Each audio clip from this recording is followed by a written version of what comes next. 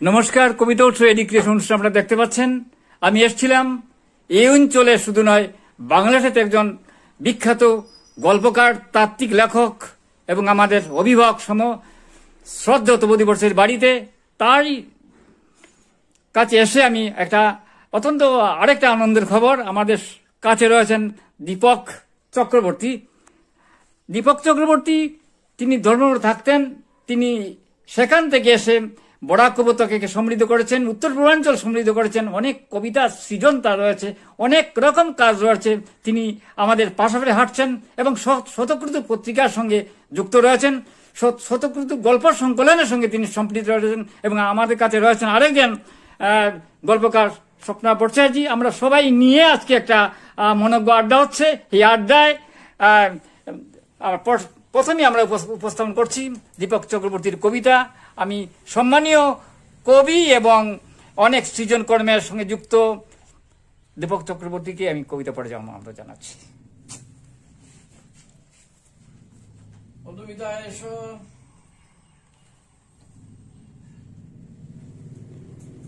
আমরা এই অঞ্চল যারা কাজ করে চলেছেন নিরন্তর এবং কিছুটা আত্মগোপন করে রয়েছেন, সেই রকম একজন কবি দীপক চক্রবর্তী। অনেকে হয়তো তেমন উচ্চারিত নয় সমস্ত, তিনি একটু যেমন কথা বলেন কম, তেমন লেখাতেও তেমন মৃদু স্বরে কবিতায় তিনি কাজ করেন। তার কবিতার মগ্নতা বেশি। আমি সেই কবিতা গ্রন্থ থেকে তিনি পড়েছেন, কবিতা এভিনিউ গ্রন্থ থেকে কবিতা পড়তে তিনি খুঁজছেন।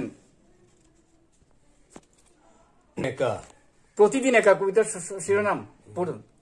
প্রতিদিন একটু একটু করে একা হচ্ছি, স্বপ্ন দুঃস্বপ্নহীন ঘুম ভেঙে প্রতিদিন দেখছি ধুলো জমছে জানালার কাঁচে।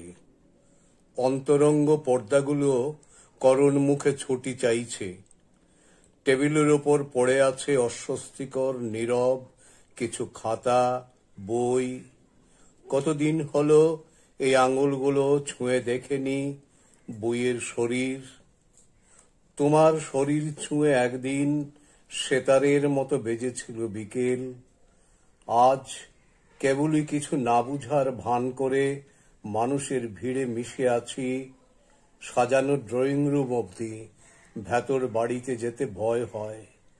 পারফিউমে ঢেকে রাখা শরীরী দুর্গন্ধ থেকে ক্লান্ত ফিরে আসি। ঘরে এসে কোনো দিন শুধুই তোমার কথা ভাবি। ইচ্ছে হয় সমস্ত গার্হস্থ্য ভেঙে, অভ্যস্ত দিন যাপন ভেঙে তোমার কাছে ফিরে যাই, যেভাবে ভোরের কাছে নতুন গান নিয়ে পাখিরা ফিরে আসে। পড়তে থাকুন, খুব ভালো লাগছে। আপনার সুন্দর উচ্চারণে, জাদুকরী উচ্চারণে কবিতা আরো মনোজ্ঞ হয়ে উঠেছে। পড়তে থাকুন। কবিতার শিরোনাম বসন্ত দিন, পড়ুন। আজকাল বসন্ত দিনগুলি কেমন বিদ্রুপের মতন চলে যায়। অসহায় ক্লান্তিতে ভরা সময়। বিষণ্ণ বাইলেনে অসুখ নয়, কিংসুক নয়, ঝুলে আছে নারকেলের মোড়া। ব্যালকনিতে নির্জন শাড়ি, ধূসরিত নাগরিক সবুজ। ঘোলাটে বিকেল বেলা কোনো স্পষ্ট আলো নেই। বিছানায় শুয়ে ভাবি, কে আমার বন্ধু? আমার তো একটা মুখর জীবন ছিল, একটা বাল্য, কৈশোর, যৌবন এসব ছিল। আজ কে ভরে দেবে আমার নীরবতা?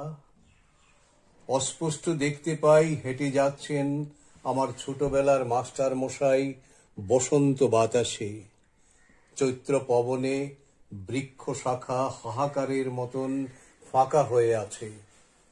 40 বসন্ত পেরিয়ে এসে দত্তদের শুকিয়ে যাওয়া মেয়ে আজও বাহারি চুল বাঁধে, রঙিন শাড়ি পরে বিকেল বেলায়। মরিহায় বসন্তের দিন চলে যায়। পড়তে থাকুন, আরেকটি পড়তে থাকুন। জানালা। এবাড়ির জানালা দিয়ে দেখা যায় অবাড়ির ছাতের রেলিং ধরে ফুলির মা কাঁদছে। শব্দ করে নয়, তবু বোঝা যায়। এবাড়ির বাসিন্দা যারা ও বাড়িতে যায় না কেউ, ও বাড়িরও তাই। জমির বিবাদ। জানালা দিয়ে আজ তবু অবাড়ির কান্না এবাড়ির ঘরে এসে ঢুকছে। ফুলির মার অনেক দুঃখ, ছেলেটা মানুষ হলো না। কদিন আর হলো ফুলিটারও বিয়ের বছর পেরোনোর আগেই।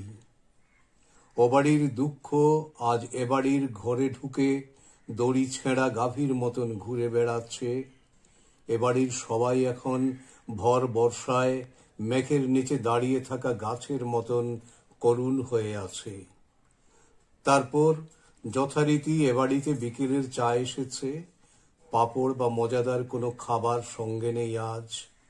ফুলির মার দুঃখ চায়ের কাপকেও যেন নীরব করেছে। বাহ,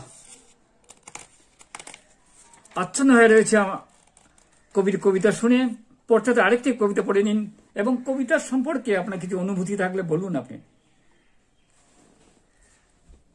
অস্তবেলায় যদি জিজ্ঞেস করো কোথায় হারিয়েছি সেই লাল শার্ট, যা পরে সারা বিকেল উদ্ধত ষাঁড়ের মতন ঘুরে বেড়াতাম। যদি জিজ্ঞেস করো কোথায় হারিয়েছি চাঁপা ফুল, যার গন্ধে সারা রাত বিভোর হয়েছিলাম, আমাকে তাহলে বলতেই হবে হারিয়েছি আরো অনেক কিছু। মধ্য দুপুরে বৃষ্টি ধারায় সিক্ত হওয়া প্রিয় বারান্দার কোণ, পাতাবাহার গাছ, গ্রীষ্মের বিকেলে তোমার শরীরে আগুন রঙের রোদ। যদি জিজ্ঞেস করো কোথায় হারিয়েছি তোমার দেওয়া ঝর্ণা কলম, যা দিয়ে কবিতা লিখতাম, যদি জিজ্ঞেস করো কোথায় হারিয়েছি তোমার দেওয়া চুম্বন, আমাকে তাহলে বলতেই হবে হারিয়েছি আরো অনেক কিছু। হারিয়েছি স্বপ্ন, দুঃস্বপ্ন আর সেই লড়াকু সময়।